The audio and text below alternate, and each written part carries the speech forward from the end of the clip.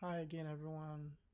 So, this is the second part of our lecture on classification of eukaryotes, and I am your instructor, Kwame Shan.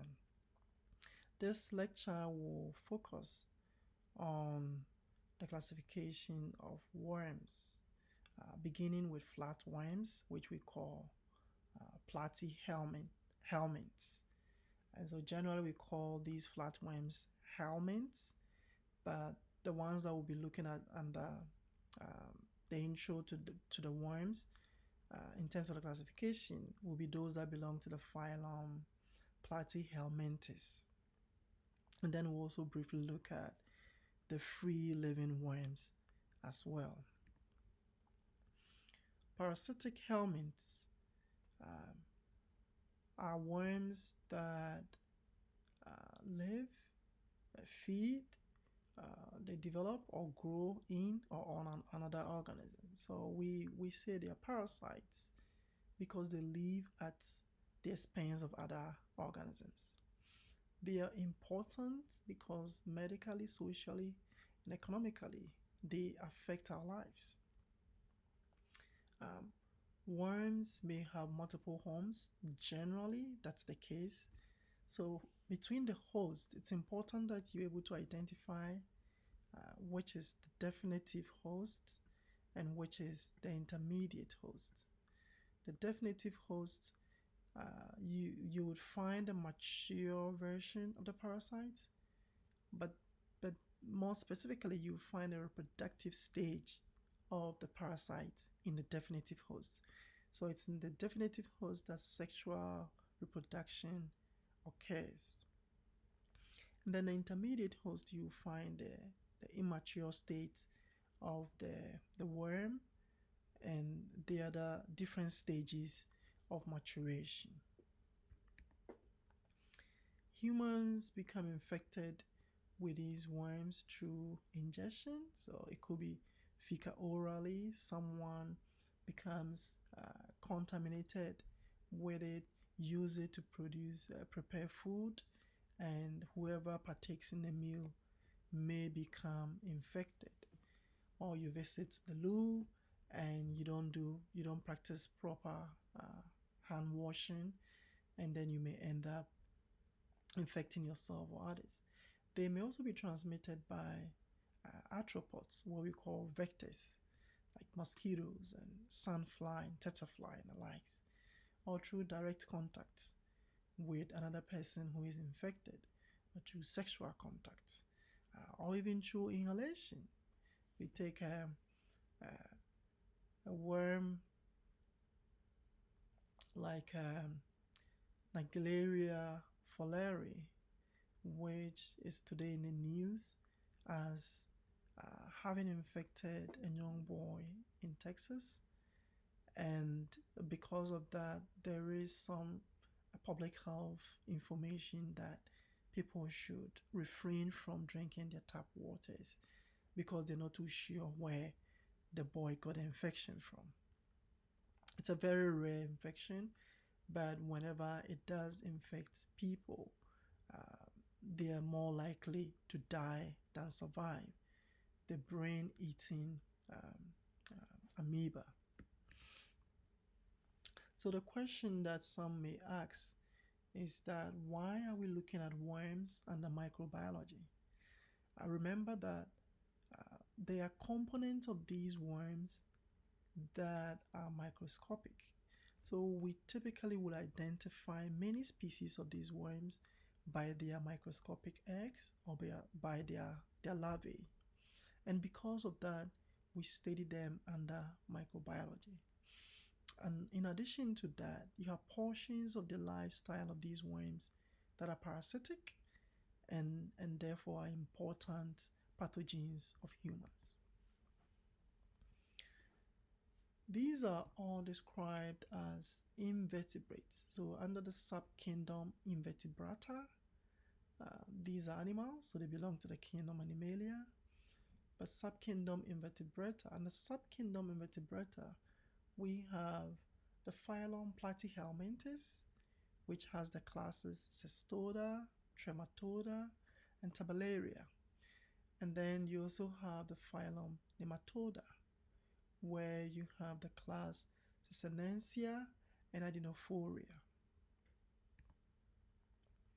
So the Platyhelmets are the flatworms. Um, you can see them with your naked eye. I mean the matured form of the worm. They are multicellular and eukaryotic. They would typically have a number of intermediate hosts that will support the growing stages of the worm. The worm is either dioecious or monoecious. And what that means is that for dioecious, these are organisms that have the male and female sexual or reproductive organs in different individuals. So dioecious will have them in different individuals. Monoecious will have both the male and the female sexual organs in one individual. They will typically secrete large amounts of fertilized eggs, and this is what enhances their transmission uh, in the environment. There are three groups of helminths that we'll talk about: the cestodes, the trematodes, and nematodes. So if we look at the cestodes, those are the tapeworms. So the tapeworms belong to the class Estoda. The cestodes are intestinal parasites. So they will live in the intestines of mammals, including humans. They are flat. Remember, they belong to the phylum Platyhelmets. They are flats. They have segments on their body. They do not have digestive systems, and you would see in terms of their life cycle, you will see how they will end up having nutrients to support themselves, even though they do not have digestive systems. And then all of them will follow a general body plan, and that's what I mean by the general body plan. They will have scolex.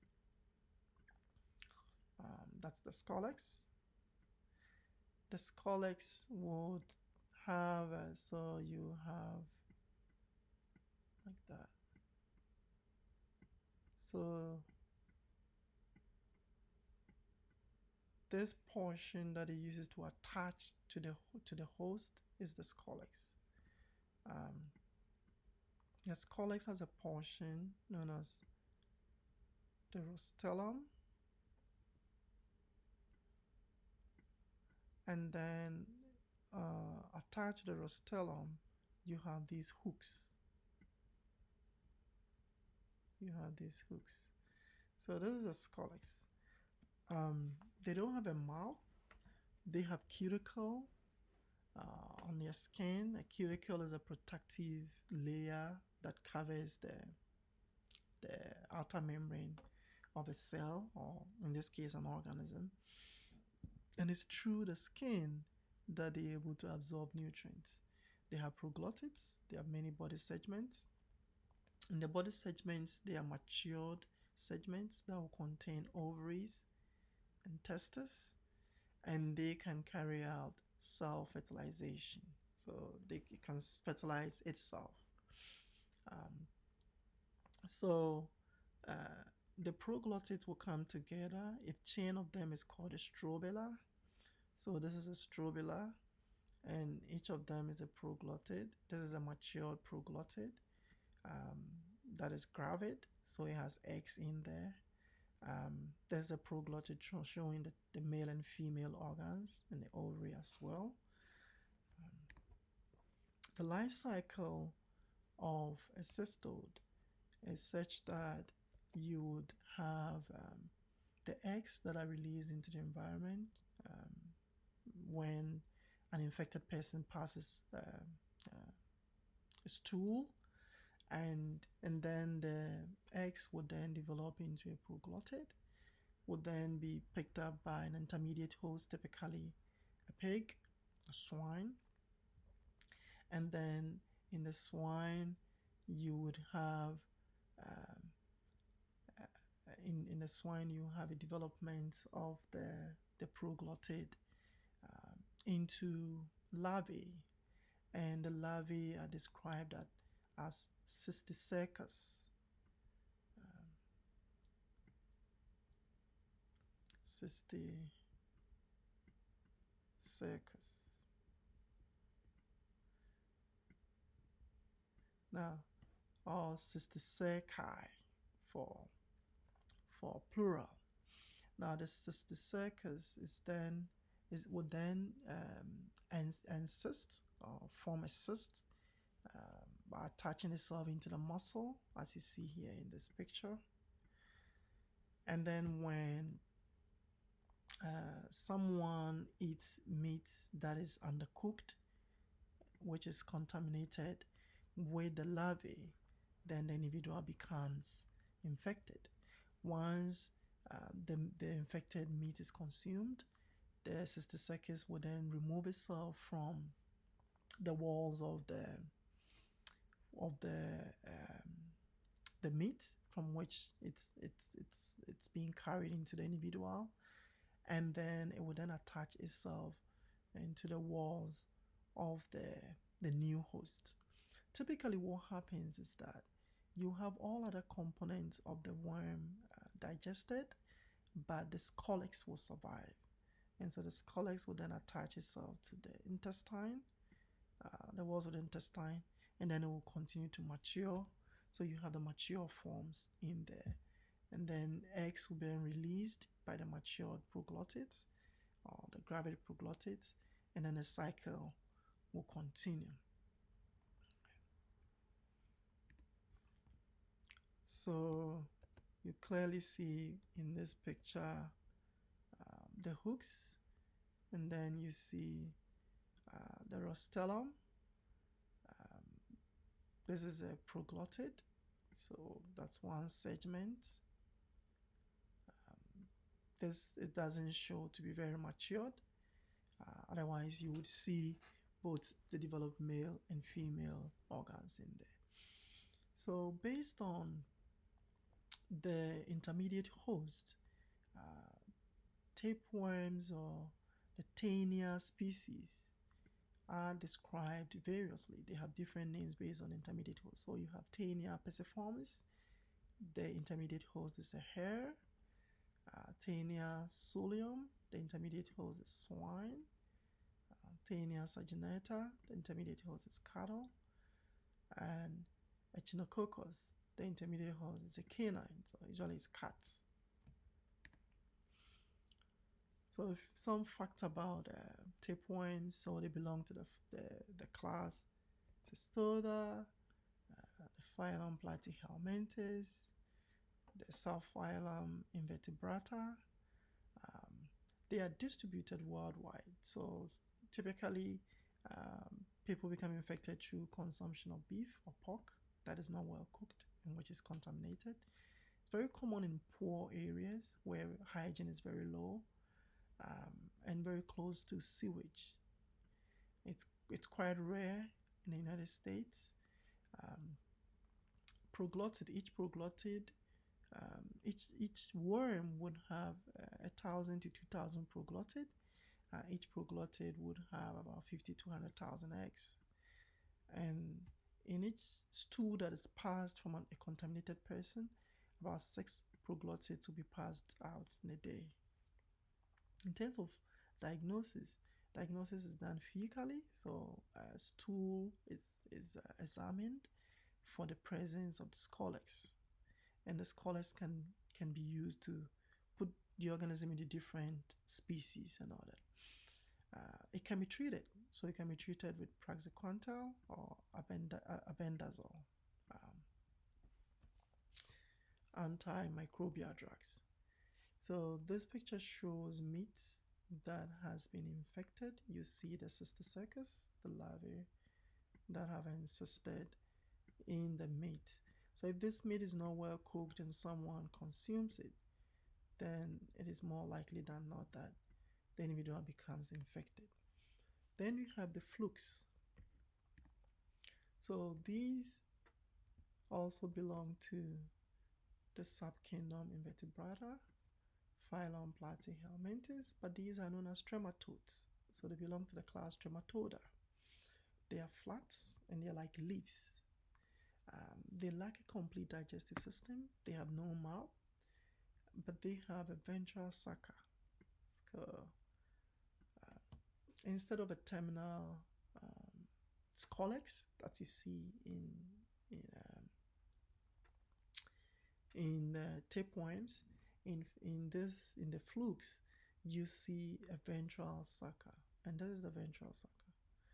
It is a point of attachment, and that is the point from which it also draws its nutrient from the host. And they are grouped by bodies, the part of the body that they parasitize. So you have liver flukes, you have blood flukes, and the likes. The life cycle is such that you would have the fluke eggs from human feces. So they are passed out in stools. The eggs would then hatch into free swimming miracidia, or free swimming larvae known as miracidia. These free swimming miracidia would then penetrate a snail, freshwater snail, and then in the freshwater snail, the miracidia would then reproduce asexually to form what we call cercaria. So you have eggs to miracidia, eggs to miracidia, that is a larvae. Okay, so miracidia,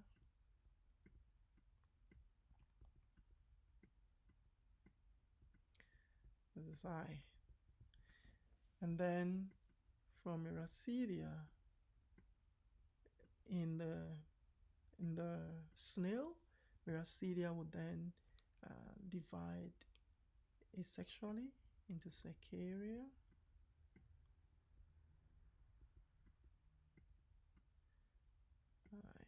IE, and cercaria would then escape from the snail, and then there will be one of three options that the cercaria may choose. The cercaria may penetrate the skin of an individual. If someone is swimming in such a water that is contaminated, directly enter the person's skin. It may also settle on a vegetation and become what we call metacercaria. And then when someone consumes undercooked vegetation, then the person becomes infected with the metacercaria. Or the cercaria may be ingested by a fish that is in the water, and then become metacercaria in the muscle of the fish. If someone consumes undercooked fish, the person then becomes infected with a metacercaria. So the cercaria can directly infect the individual, but it could also go through the metacercaria cycle. Metacercaria. Once there is another step, it goes through vegetation, or it goes through a fish in the water. The trematodes are represented by the groups fasciola and cystosoma. So these are the liver flukes and the blood flukes. In terms of fun facts about them, liver flukes, humans are accidental hosts. So we are typically not part of their life cycle, but we may accidentally become infected. So when we ingest the metacercaria from vegetation, they will then assist, that is, get out of their cysts and then become attached to the intestine. Then you have the blood flukes. For the blood flukes, it leads to a disease known as schistosomiasis, also known as snail fever. It's very common in tropical areas of the world. You have about 20,000 people dying from it every year.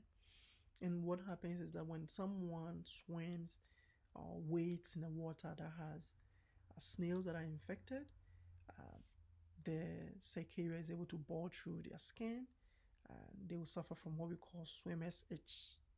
So that area itches, and if the eggs remain trapped, they can be calcified in the person's tissue.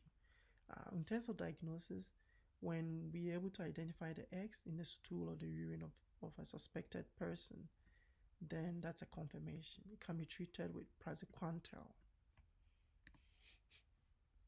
So you see here liver fluke, and we have different types of liver flukes. So this is known as Clonerchis sinensis. We have huge ones. This is like 3 times more than the Clonerchis sinensis. It's known as Phaseolopsis busci. That's huge. And then you have the Sonamsonai. Sonamsonai. They exist.